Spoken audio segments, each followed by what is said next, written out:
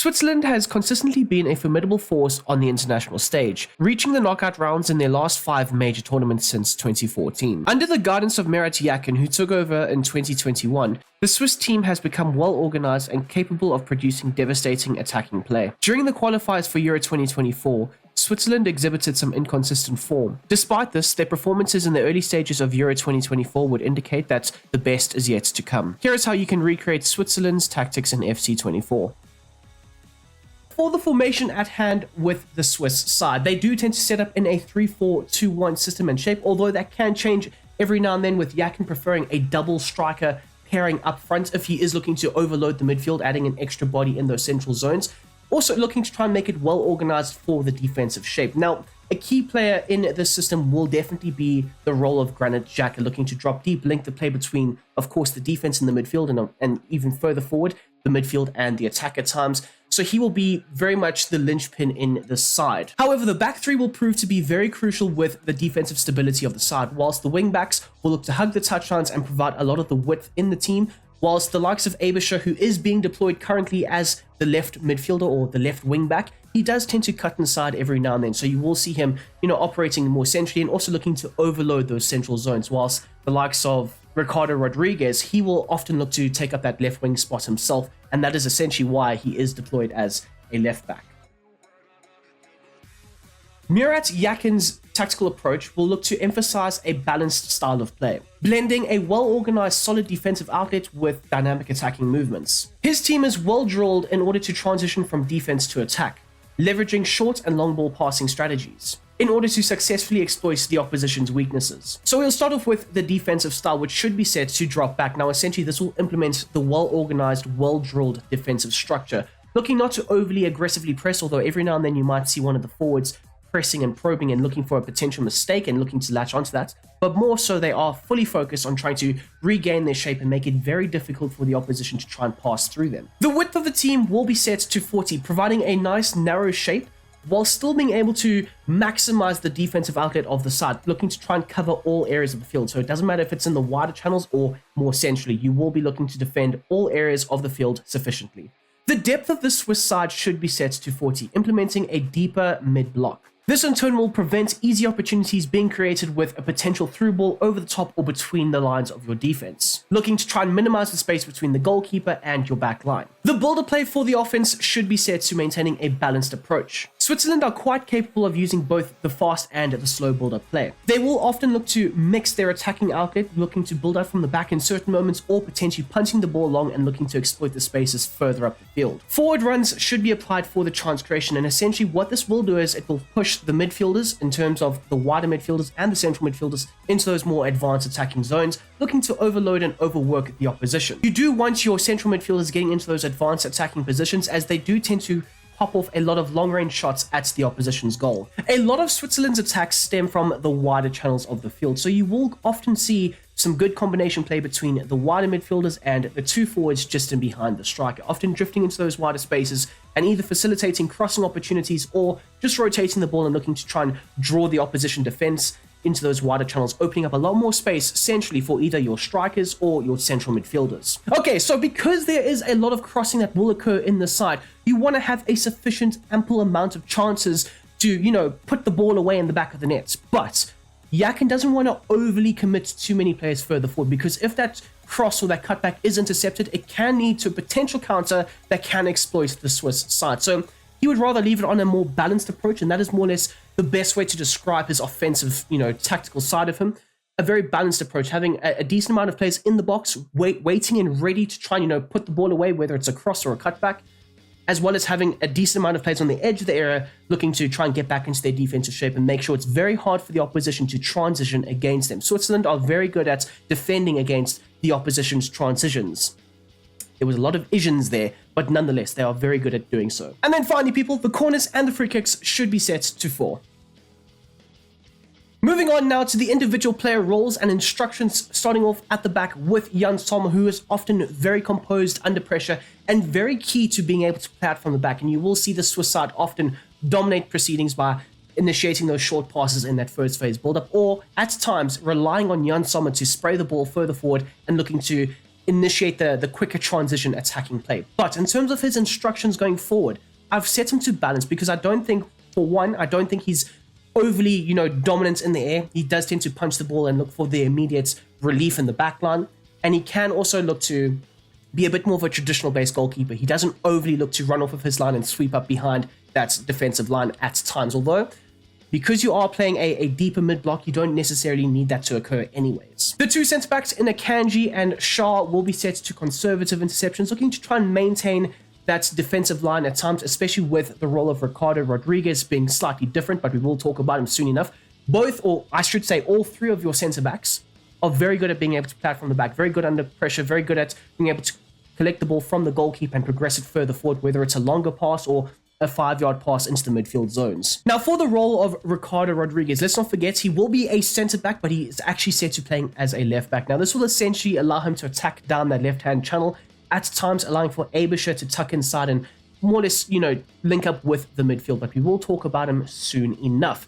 So you want Ricardo Rodriguez to stay back while attacking. Now, naturally, when he is, positioned in that left-back role, he can look to get forward more times than not, and you want him to more or less try and solidify that left-hand channel as much as possible. But if need be, and if required, and if the opportunity is there, we do see him work his way up the field and provide extra crossing options and cutback opportunities into the box himself. So you also want him to overlap when he does eventually get forward. Now, the role of your right midfielder. Now, essentially, Vidma is seen as more of a right back / right wing back in the system. So he will be told to come back on defense as well as stay wide and get in behind, looking to consistently penetrate the opposition's backline with his pace and his ability to run in behind as much as possible. You would also want him to be set to normal interceptions as well as having the ability to get into the box every now and then, looking to arc his runs into those attacking zones. The role of Abisha is slightly different. Now, essentially, he is a central midfielder being deployed as a left wing back / left midfielder. So, the defensive support will be set to basic. Now, essentially, you do have the likes of Ricardo Rodriguez covering for him as almost a left back in certain moments, but he can choose at times to drop back and help facilitate a good defensive outlet down the left-hand channel.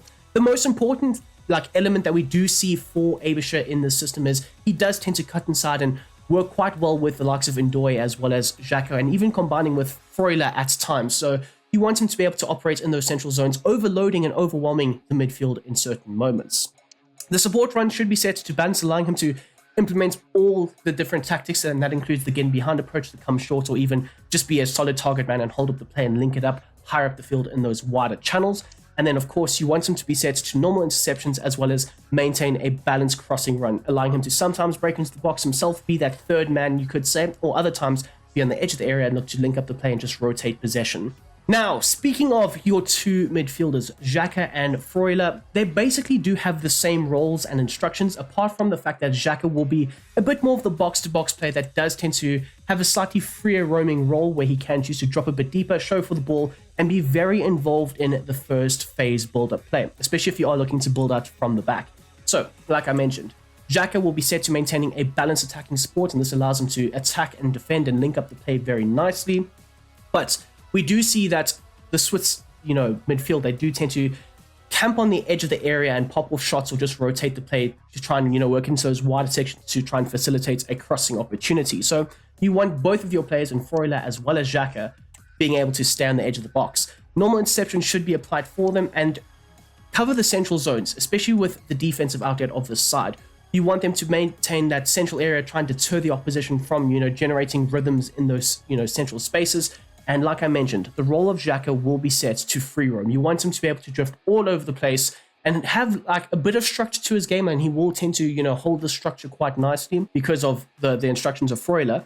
But more so, he can look to, operate in those slightly wider areas, and we have seen Xhaka do it, or in those slightly deeper areas, like I mentioned, for that first phase build-up play. As you'll see here for Freuler, the same role and instructions, apart from stay back while attacking. He will be more of the defensive player of the two, always looking to try and cover for Xhaka, especially if he has advanced slightly higher up the field, and then, of course, stick to position. Now, this will also help Xhaka maintain his free roaming role down the left-hand channel. The roles of both Ndoye as well as Vargas, and this could even be the likes of Shaqiri as well, they will both be set to drift wide as well as getting behind, looking to stretch the play of the opposition's backline area, drifting into those wider channels and linking up very efficiently with the wing backs or the wider midfielders, you could say. You also want them to try and, generate a lot of the movements up front by getting in behind, penetrating the back line, looking to make those aggressive, assertive, direct runs in behind, and potentially waiting for one or two of those longer balls to be played in for them. The interception should be set to normal, as you don't overly want them pressing, although every now and then we do tend to see the Swiss, the front line at least, aggressively press and probe and try and cause an error or a mistake, which we did see versus Scotland that led to the Shaqiri wonder strike. Anyways, both the likes of Vargas and Ndoye will look to drop back on defense and help support in that defensive structure. Now, the role of the striker is very, very, very balanced. As you'll see here, the support runs balanced with the attacking runs, mixed attack, and the interceptions normal. Very balanced across the board, because essentially you need your striker to be very malleable and adaptable to what the opposition is trying to dictate for them. If you need the striker to drop a bit deeper at times, facilitates and link up the play with the midfield, operating as more of a false nine, he can tend to do this. If you need your striker to drift wide and operate in those wider spaces, trying to exploit those spaces with runs in behind. So that's why I've left it on balanced. In terms of the defensive support, you do need at least one focal point higher up the field at times for a potential counter-attack, or just to try and, launch that long ball further forward if you are under pressure and under the cosh, and your striker will have the ability to hold up the play and try and, string together a counter-attacking opportunity. And there we go, people. That is how I would successfully implement the Swiss tactics into FC24, displayed from Euro 2024. We've taken the real-life tactics and put it in the game for you guys to go ahead and enjoy and use and all that good stuff. If you guys like the channel, if you guys are new to the channel, please don't forget to hit that big red subscription button. We are on the road to 10,000 subscribers, so the faster we can get there, the absolute, well, it would be amazing for me. Anyways, so if you are new and you haven't subscribed already, what the hell are you doing? Hit that big red button, please. Don't forget to like the video as well, and let me know down below if you like the tactics and what you would rank and rate this system out of 10.